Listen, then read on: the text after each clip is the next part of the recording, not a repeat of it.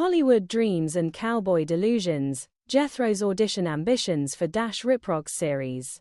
I have returned to this particular stretch of the Beverly Hillbillies more times than I can easily count, and every single time the opening moments still catch me off guard with how gently, almost tenderly they reveal the size of Jethro Bodine's heart. There is something about the way Max Baer Jr. plays the boy's hunger for stardom that feels less like simple comic greed and more like a pure unguarded longing to be seen. When the episode begins and we find him already transformed wig makeup, the whole fragile costume of a leading man, I feel an unexpected rush of protectiveness. I remember sitting on the floor in front of my grandmother's console television as a child, already half in love with these people, and thinking with the solemn certainty of a 7-year-old that somebody ought to look after Jethro before the world notices how soft he really is underneath all that swagger. The scene opens with Ellie Mae calling down that Rip Rock has arrived, and Granny answering the door with that particular mixture of suspicion and curiosity she reserves for anyone who might threaten the family's equilibrium. Then Jethro appears and the physical comedy begins at once. He has spent the entire morning preparing himself. The script tells us he has the makeup on thick, a blonde wig perched on his head, and an expression of carefully rehearsed romantic intensity. When played with perfect preening self-regard by Larry Pennell, looks him over and can only manage the word Halloween, I still laugh, but the laugh catches somewhere in my chest. There is real vulnerability in that moment. Jethro has tried so hard to become something other than the large, good-natured boy everyone expects, and the first response he receives is that he looks like a costume. I find myself lingering over the dialogue here more than most viewers probably do. Jethro's explanation of what he wants is almost painfully clear. I want to show him I can play romantic leading man parts. I want him to stop thinking of me as just an intellectual. The word intellectual is of course pure Jethro. He has no idea how the word is meant to be used, but the yearning underneath it is genuine. He does not simply want fame. He wants to be regarded as capable of depth of romance, of something finer than the physical comedy that has always been his lot. When I hear that line now, decades after first encountering it, I feel a small private ache. How many of us have stood in front of a mirror and tried to rearrange our faces into the version of ourselves we hoped other people might finally notice? His response is pure Hollywood indifference. The series is already cast, there is no part. The rejection is delivered lightly, almost casually, and yet it lands with the force of a door closing. What follows is one of those small physical moments that the series does so well. Jethro, still in full makeup, takes a swing that connects with Dash's midsection. The sound effect is cartoonish, the reaction exaggerated, and yet Max Baer Jr. sells the awkwardness so completely that I cannot help smiling through a kind of fond embarrassment. Granny's assessment, "You can crack boulders with that head of yours," feels like concrete, is both insult and backhanded compliment, and the way Baer receives it, half proud and half deflated, still delights me. I have always been struck by how the episode allows Jethro's dream to breathe for a few precious minutes before the world begins to puncture it. He has gone to the studio every day. He has been told Mr. Chapman is out of town, out of the country, anywhere but available. The repetition of those excuses has the rhythm of a child's frustrated prayer.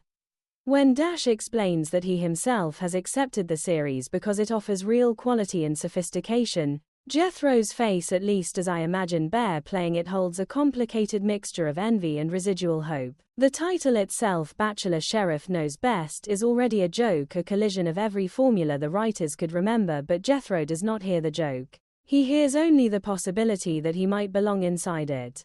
There is a brief lovely interlude with Ellie Mae and the bathing suit that Miss Jane has bought her. Granny's horror at the scantiness of the garment is pure Irene Ryan, eyes widening, voice rising into that particular register of moral outrage that somehow never quite loses its affection. Ellie Mae's calm insistence that this is all it is to it carries Donna Douglas's particular gift for playing innocence without stupidity. The moment is small, almost incidental, yet it sets a tone. The rest of the episode will return to again and again the Clampetts looking at the modern world and finding it both ridiculous and strangely touching.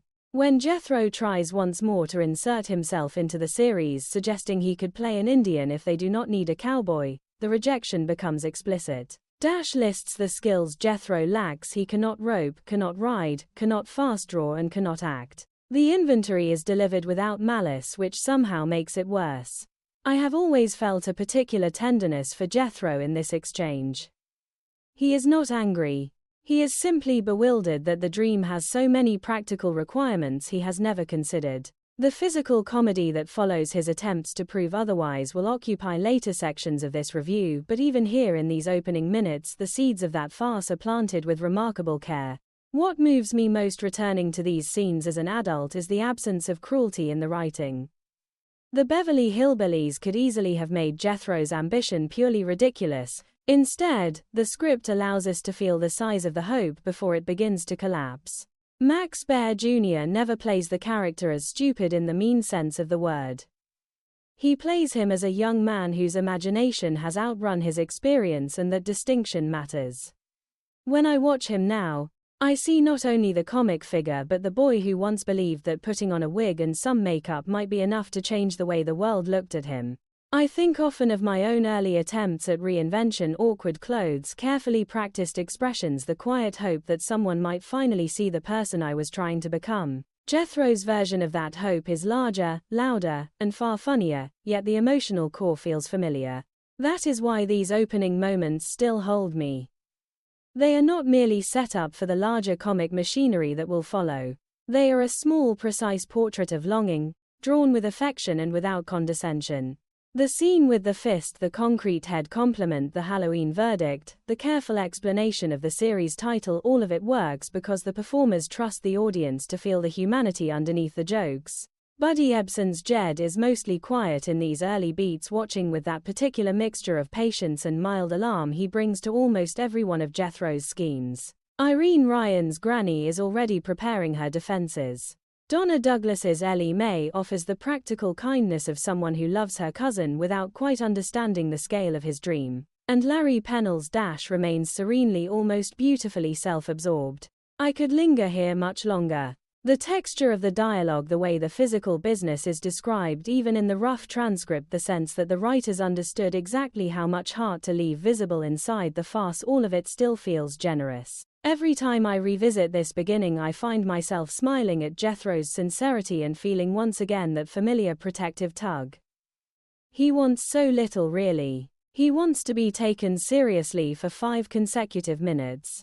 The episode will not grant him that, at least not in the way he imagines, but it will grant him something better, the chance to remain completely gloriously himself while the machinery of Hollywood spins uselessly around him. That, I think, is why I keep coming back. Not for the broad comedy alone, though the comedy is expert, but for the quiet recognition that some dreams are more beautiful in their failure than they could ever have been in their success. Jethro's Hollywood dream begins here under a blonde wig and a layer of makeup that cannot quite hide the earnest face beneath. I am grateful every time that the series lets us see that face clearly before the larger absurdities take over.